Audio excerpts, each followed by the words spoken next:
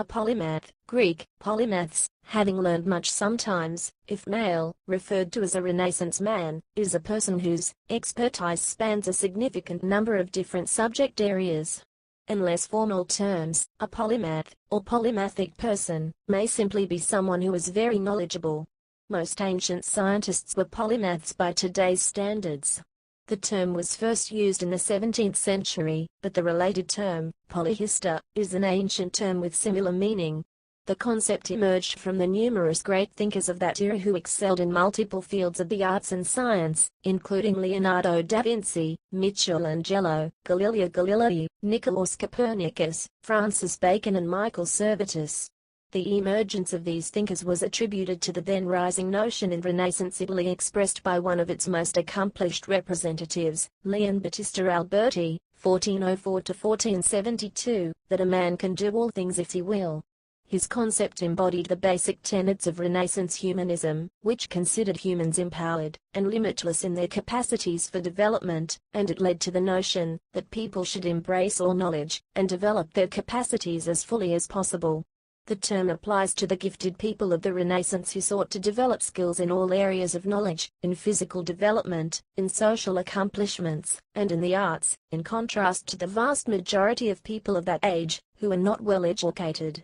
This term entered the lexicon during the 20th century, and has been applied to great thinkers living before and after the Renaissance such as Xu Zhang Heng, Li Shizhen, Shen Kaiwo, Imhotep, Zhu Zhiang, Aristotle, Avicenna, Johann Wolfgang von Goethe, Benjamin Franklin, Paul Valéry, Isaac Newton and John von Neumann. Terms such as polyhistor, polymath or even universal genius are sometimes employed as synonyms to the term. Contents.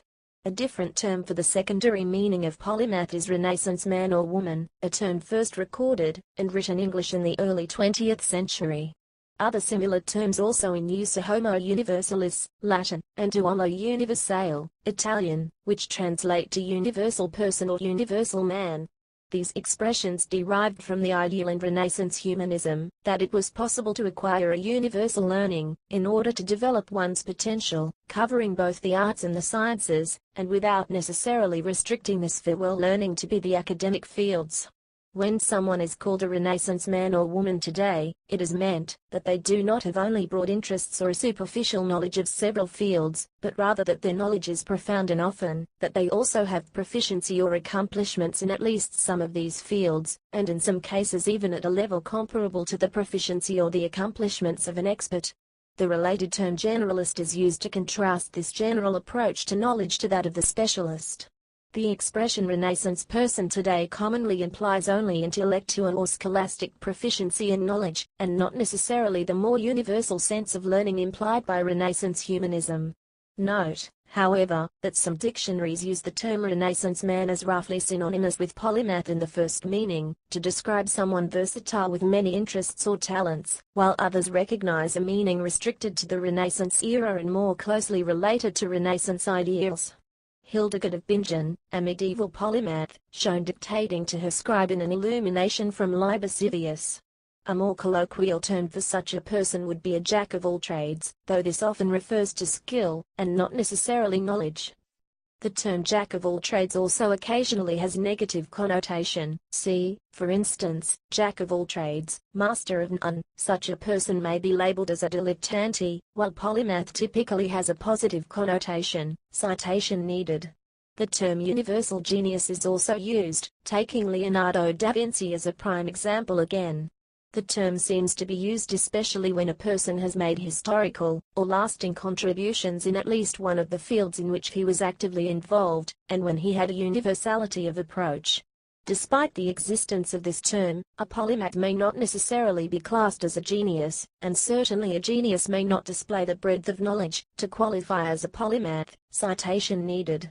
The attribution of having encyclopedic knowledge may also be applied to such persons exhibiting a vast scope of knowledge. This designation may be anachronistic, however, in the case of persons such as Eratosthenes, whose reputation for having encyclopedic knowledge predates the existence of any encyclopedic object. Renaissance idea. Many notable polymaths lived during the Renaissance period, a cultural movement that spanned roughly the 14th through the 17th century, beginning in Italy in the late Middle Ages and later spreading to the rest of Europe. They had a rounded approach to education that was typical of the ideals of the humanists of the time. A gentleman or courtier of that era was expected to speak several languages, play a musical instrument, write poetry, and so on, thus fulfilling the Renaissance ideal. The idea of a universal education was pivotal to achieving polymath ability, hence the word university was used to describe a seat of learning. At this time universities did not specialize in specific areas, but rather trained their students in a broad array of science, philosophy, and theology. This universal education, as such, gave them a grounding from which they could continue into apprenticeship to a master of a specific field. It is important to note that a university education was highly regarded. A person was not considered to need this broad knowledge to apprentice as a carpenter, but to apprentice in the sciences or philosophy. It contributed hugely to their being able to comprehend the universe as it was understood at the time. During the Renaissance, Baldassare Castiglione, in his guide The Book of the Courtier, wrote about how an ideal courtier should have polymathic traits. A human being should be able to change a diaper, plan an invasion, butcher a hog, calm a ship, design a building, write a sonnet, balance accounts, build a wall, set a bone, comfort the dying, take orders, give orders, cooperate, act alone, solve equations, analyze a new problem, pitch manure, program a computer, cook a tasty meal, fight efficiently, die gallantly. Specialization is for insects. Robert A. Heinlein, Time Enough for Love, 1973. Castiglione's guide stressed the kind of attitude that should accompany the many talents of a polymath, an attitude he called Sprezzatura. A courtier should have a detached, cool, nonchalant attitude, and speak well, sing, recite poetry, have proper bearing, be athletic, know the humanities and classics, paint and draw, and possess many other skills, always without showy or boastful behavior. In short, with Sprezzatura, the many talents of the polymath should appear to others to be performed without effort, in an unstrained way, almost without thought. In some ways, the gentlemanly requirements of Castiglione recall the Chinese sage, Confucius, who far earlier depicted the courtly behavior, piety and obligations of service required of a gentleman. The easy facility in difficult tasks also resembles the effortlessly inculcated by Zen, such as in archery, where no conscious attention, but pure spontaneity, produces better and more noble skill. For Castiglione, the attitude of apparent effortlessly should accompany great skill in many separate fields.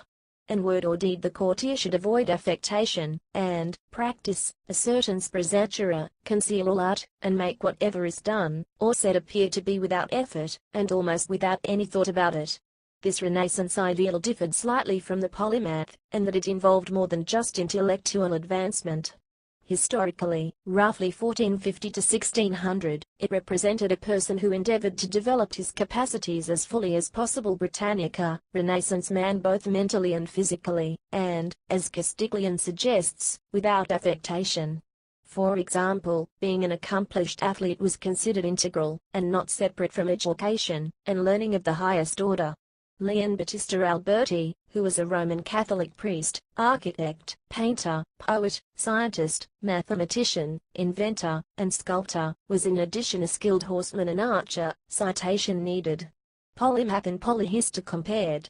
Many dictionaries of word origins list these words as synonyms, or as words with very similar meanings. Thomas More took the words as corresponding to similarly erudite polys in one of his poems, The Devil Among Scholars.